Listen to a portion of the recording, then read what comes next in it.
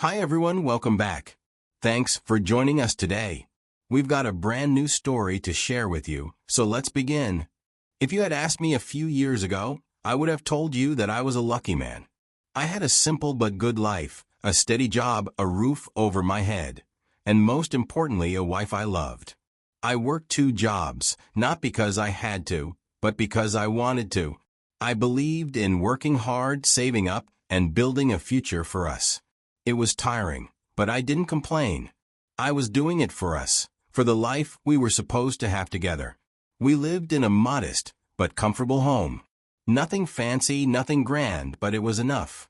I thought I had everything a man could ask for. A wife who smiled at me like I was her world. A partner who waited for me to come home after a long shift. Someone who would send me messages during the day, telling me she missed me, telling me to take care of myself, telling me she loved me. I believed her. I trusted her. You see, when you love someone, you don't question them. You don't sit around wondering if they're lying to you. You just believe. And that's what I did. I believed every word, every smile, every I love you. But not everything is as it seems. Love can make you blind, and I was no exception. I thought I had a perfect marriage. I thought I had a loyal wife. But the truth? The truth was something else entirely. And one day, I would wake up to a reality I never saw coming. It was just another evening, and I had just gotten home from work, my body aching from another long shift. The sun was setting, casting a warm glow over the neighborhood, and I was looking forward to a shower, a meal, and maybe a few hours of sleep before my next shift. That's when my neighbor called out to me. Now, let me be clear. I wasn't particularly close to any of my neighbors. Sure, I exchanged nods, maybe a quick "how's it going?" when I passed them, but that was it. No long conversations, no friendships, just the kind of distant, polite acknowledgement you give to people you live near. So when this man, an older guy, probably in his late 50s, the type who always sat on his porch watching the street, motioned for me to come over, I wasn't sure what to expect. I walked up to him, wiping sweat from my forehead. He looked uneasy. His eyes darted around like he was making sure no one else was listening. "Hey, look, I don't mean to cause trouble," he started, shifting in his seat. "And maybe it's none of my business, but I've noticed something. Your wife, she's been bringing a man home while you're at work." I blinked. Then I laughed. More out of disbelief than anything else. "A man?" I repeated, shaking my head. "Nah, if she brought someone home, it's probably just a relative. Maybe her cousin or something." He didn't laugh. He didn't even smile. He just gave me this look I couldn't explain. "I don't think so," he said quietly. "I've seen him a few times. Same guy. And it's always when you're not around." I stood there, the air suddenly feeling heavier around me. For a second, I almost let his words get to me. Almost. But no. This was ridiculous. My wife, the woman who sent me messages throughout the day, reminding me to eat, the woman who kissed me every morning before I left for work, she wouldn't do something like that. I forced a chuckle, waving him off. "I appreciate the concern, really. But you must be mistaken." He hesitated like he wanted to say more, but finally just gave me a slow nod. "All right," he said. "Maybe I am." I walked away, shaking my head. I tried to shake it off. I did. That night, as I lay in bed, my neighbor's words kept replaying in my head. No matter how much I tried to push the thought away, it stuck with me. I told myself there was a logical explanation for everything. Maybe it was a relative, a friend from work, someone completely innocent. But even as I tried to convince myself, the thought wouldn't leave me. I needed to know, not because I thought she was guilty, but because I wanted to prove to myself that she wasn't. The next day, while she was out running errands, I set up these tiny cameras that have memory cards to store their footage. I didn't want to waste money buying anything too expensive. Not everywhere, just in a few places where I knew she wouldn't notice. I needed proof that my neighbor was wrong, that my wife was the woman I believed her to be. As I adjusted the last one, my hands shook slightly. I hated that I even had to consider this. But at the same time, it felt necessary. If she wasn't doing anything wrong, then what harm would it do? And if she was, then I needed to know. And so, I waited. Days passed before I finally checked the recordings. I had almost convinced myself that I wouldn't find anything, that the cameras had been a waste of time, and that I had let a stranger's words shake me for no reason. I sat down in front of my laptop and opened the files. The first few days' worth of footage was normal, just my wife moving around the house, watching TV, cooking dinner. Nothing suspicious. Nothing unusual. I felt a wave of relief settle over me. I should delete these and forget this ever happened. But I decided to watch the rest. That's when I saw it. My wife standing in our living room, smiling, pouring 2 glasses of wine. A man I had never seen before walked in. He wasn't a relative. He wasn't a friend. He was a stranger. With the way my wife greeted him, it was obvious. They were comfortable with each other. I kept watching as they moved to the couch, sitting too close. He leaned in and kissed her while slipping an arm around her waist. My chest tightened. Then they stood up, holding hands, and went upstairs to our bedroom. My breath hitched. My throat felt dry. But I didn't look away. I watched as they disappeared into the room I had shared with my wife for years. I stared at the empty hallway, at the closed door, knowing exactly what was happening behind it. The details hit me like a punch to the gut. After a while, the man came out wearing my bathrobe, the one I used every morning after a shower. I had to pause the video and close my eyes just to breathe. I sat there for a long time, feeling empty. I could have confronted her. I could have asked her why she had done this, why she had lied to me, why she had let another man into our home, but why give her the satisfaction of explaining away? I knew how it would play out. She would lie, twist the truth, cry and beg, and say all the right things. She would tell me it was a mistake, that it didn't mean anything, that she still loved me.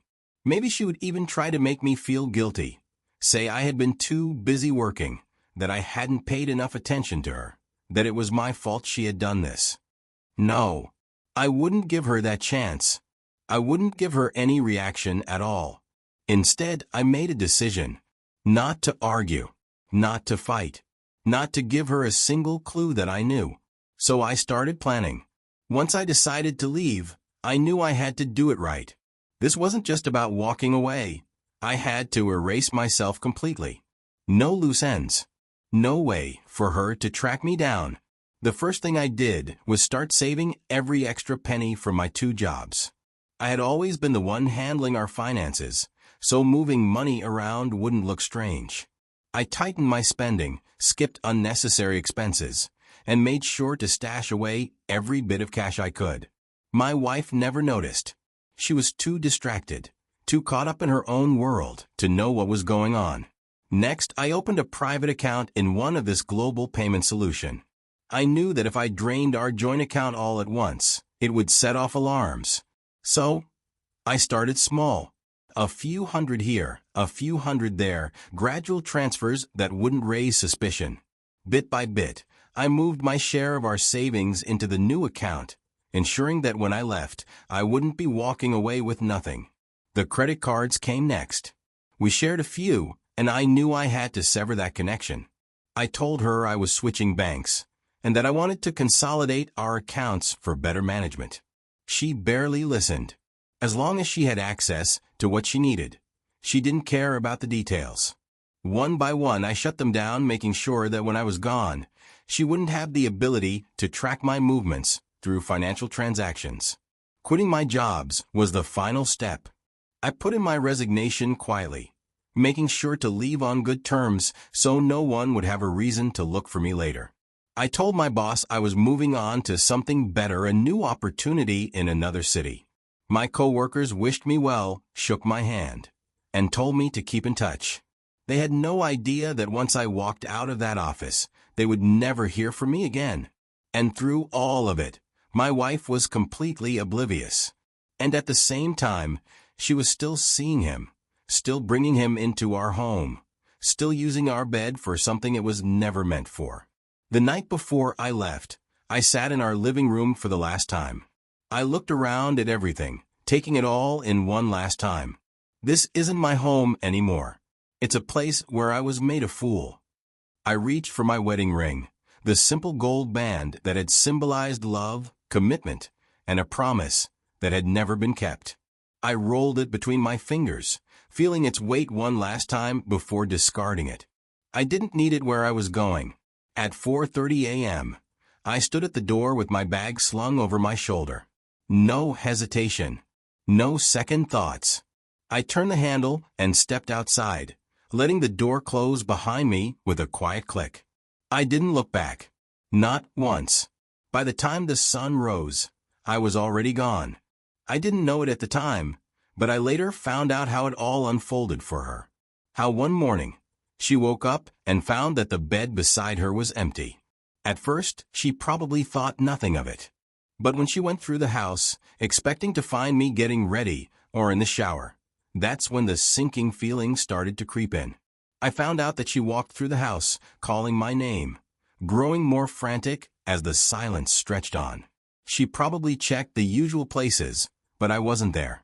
My things weren't there either. My boots were gone, my jacket was missing, and the spot where I always left my keys by the door was empty. She called my phone, no answer. It went straight to voicemail. A few more calls and still nothing. Panicking, she dialed my work, but that's when she was told I had quit last week. In that moment, she must have known that something wasn't right. I had been gone, and I had disappeared without leaving a trace. Then came the final blow. She rushed to the bank and found that our joint account had been drained. By the time she figured it out, there was hardly anything left. It was at that moment, when the bank told her the truth, that she realized I hadn't just left. I had erased myself from her life completely. I didn't know how long she searched for me. I didn't know the depths of her desperation, or how far she went to find me. But over time I learned the details. She hired a private investigator, spent money she probably couldn't afford, throwing herself into a search for someone who had already made sure there was no trace left behind. The harder she looked, the more she realized how deeply I had planned my exit. Every move I made was deliberate. Every step was calculated. And as time went on, I heard that regret consumed her. She couldn't fix it, couldn't explain it, couldn't even beg for forgiveness.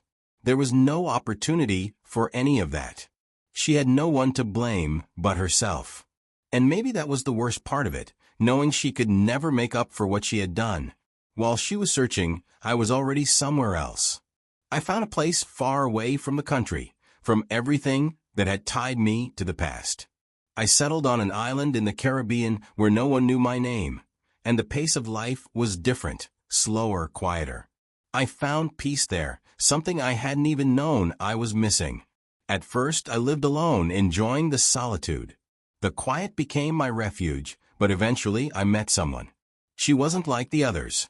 She was kind, understanding, and best of all, she respected me for who I was. I felt what real love should be like, simple, honest, and genuine. We built a life together, one that was built on mutual respect. And when our daughter was born, I knew I had made the right decision. This was the family I had always wanted. The family I thought I would never have again. The future I deserved. And that old life? It was gone. For good. Years passed before she found me. I wasn't hiding anymore, not really. By then I had moved on, built something new, something real. My life in the Caribbean had become everything my past life wasn't: peaceful, honest, and free from the weight of betrayal. I had a family now, a wife who truly loved me, a daughter who was my entire world. I had stopped thinking about my past. It no longer had power over me. Until the day it came knocking. I didn't see her first, she saw me. I later learned that eventually she found me. She flew to my new home. And then she saw me. I was outside, just like any other day, standing by the market, holding my daughter's hand as she tugged at me excitedly, pointing at something she wanted. And that was when my past finally caught up with me. She must have stood there, watching, processing what she was seeing. This wasn't what she expected. Maybe she thought I'd still be broken, still bitter, still carrying the weight of what she had done to me. Maybe she thought I had spent all these years looking over my shoulder, unable to move on. Instead, she found me happy, whole, completely untouched by the pain she had left behind. There she was, my past standing in front of me. She had traveled all this way, spent all these years searching, and yet now that she was standing in front of me, she didn't seem to know what to do. She took a step closer, her lips parted, but no words came out. She whispered my name, her voice barely above a breath. A plea, a last, desperate attempt to reach something, anything, that still connected us. I tilted my head slightly, studying her like she was a stranger, because that's exactly what she was. For a moment, she searched my face, looking for recognition, for emotion, for something that told her I still remembered, that I still cared. But all she found was emptiness. I let the silence stretch between us, long enough for the truth to sink in. Then, finally, I spoke. "I'm sorry, do I know you?" The words hit her harder than any scream, any accusation, any angry confrontation ever could. She blinked, and for the first time, I saw something in her eyes I had never seen before. Defeat. I didn't wait for her to respond. I didn't give her a chance to explain, to cry, to beg. I simply turned around. I took my daughter's hand and walked away. And I never looked back.